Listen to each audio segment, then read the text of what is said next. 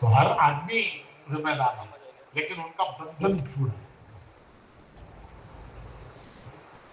اگر وہ یہ سمجھتا ہے کہ میرا بھی کوئی مقام ہے، ہم نہیں کہیں گے کہ تمہاری غلطی ہے، وہ خود سمجھ لے کہ وہ اس مقام کے قابل نہیں ہے۔ تو میں نے کہا کہ حضرت جی سے شیخ نے ایک مرتبہ پوچھا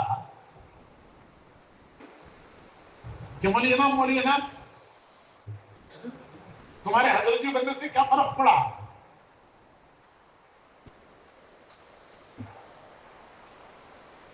تم تو دنیا کے امیر بن گئے،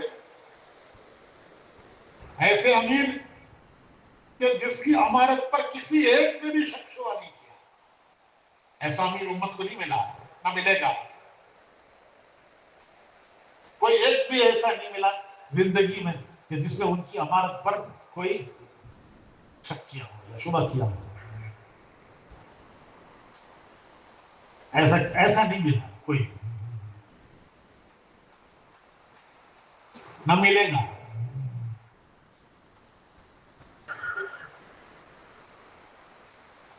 دنیا نے ان کے فیصلوں پر کبھی نہیں پوچھا ایسا کیوں، ایسا کیوں، کبھی نہیں پوچھا ایسا کیوں، کہ وہ فیصلہ ہی ایسا ہوتا تھا۔ تو شیخ نے پوچھا تمہارے حضرت جی بننے سے کیا فرق ہوا؟ کیونکہ آدمی جب ایک بڑے مقام پر پہنچ جاتا ہے تو اس کے اندر بڑی تبدیلی آ جاتی ہے۔ جب کسی مقام پر آدمی پہنچتا ہے تو اس کے اندر ایک تبدیلی آتی ہے۔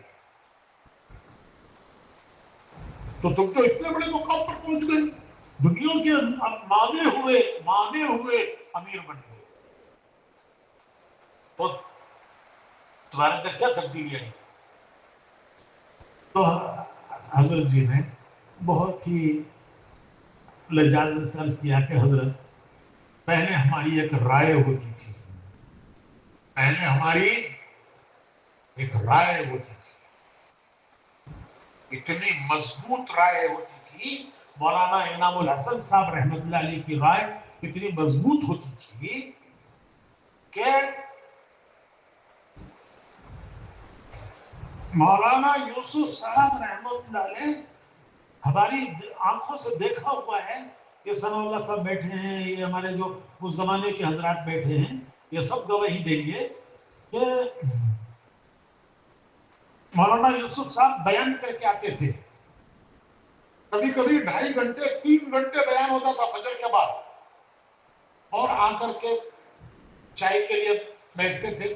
وہ جو علماء بزرگ اس زمانے میں تو تھوڑا سا مجمع ہوتا تھا، وہ ہندوستان سے جو قوات آتے تھے ان کو بھی حضرت جی اپنے ناشتے پر بلا لیتے تھے، مولانا صاحب رحمت ہے۔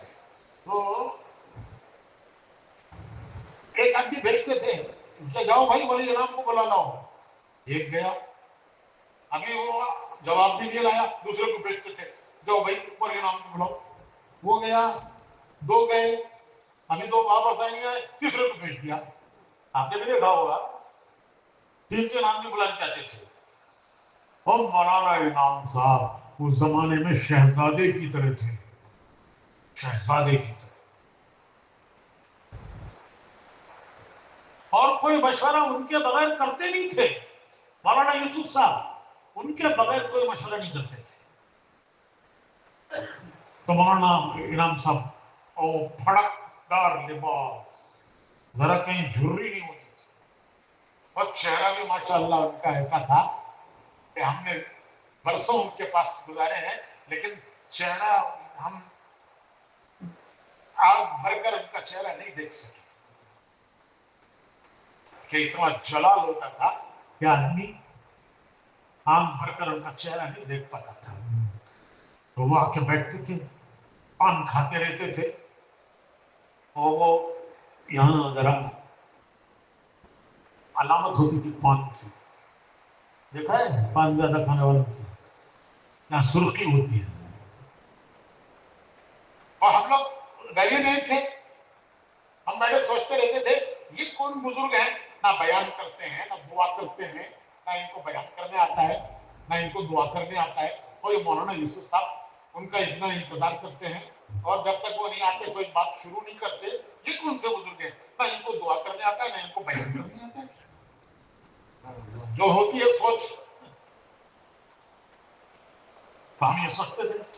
तो एक दिन मौलाना यूसुफ साहब रहमतुल्लाह अलैह ने फरमाया कि मैं इनके मशवरे के बगैर कोई काम नहीं करता, इसलिए कि जितना इन्होंने मौलाना इलियास साहब को सुना है उतना मैंने नहीं सुना है।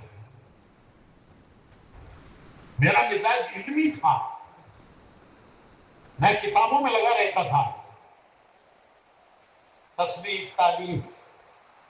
और ये मौलाना इनाम साहब मौलाना यूसुफ साहब के साथ साये की तरह चिपक कर रहते थे, जैसे आदमी का साया आदमी से जुदा नहीं होता, इस तरह ये मौलाना इलियास साहब रहमतुल्लाह अलैह से मौलाना इलियास साहब रहमतुल्लाह से जुदा नहीं होते थे। जितना इन्होंने मौलाना इलियास साहब की सोबत पाई है और जितना उन्होंने उनको सुना है, मौलाना यूसुफ साहब ने फरमाया कि मैंने नहीं सुना, कि मैं उनकी सोबत में इतनी नहीं पा सका जितनी इन्होंने पाई। क्यों? कि मैं तो इल्मी मिजाज था, किताबों में लगा रहता था, और ये हजरत के साथ साये की तरह लगे। इसलिए मैं इनके मशवरे के बगैर कोई काम नहीं करता।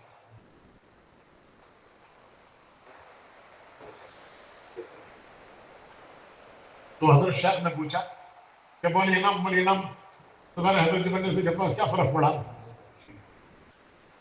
हमारे हजरत जी ने फरमाया कि हजरत पहले हमारी अगर राय होती थी, मजबूत राय, कि जिस राय का मौलाना यूसुफ साहब लिहाज करते थे,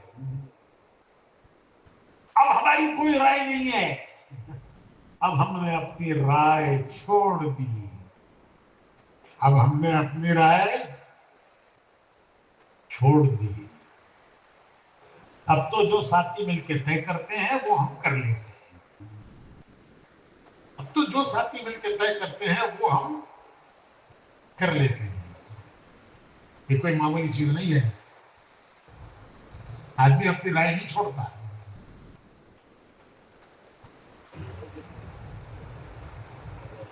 पीछे पीछे तैयार करता है लोगों को, पीछे पीछे तैयार करता है।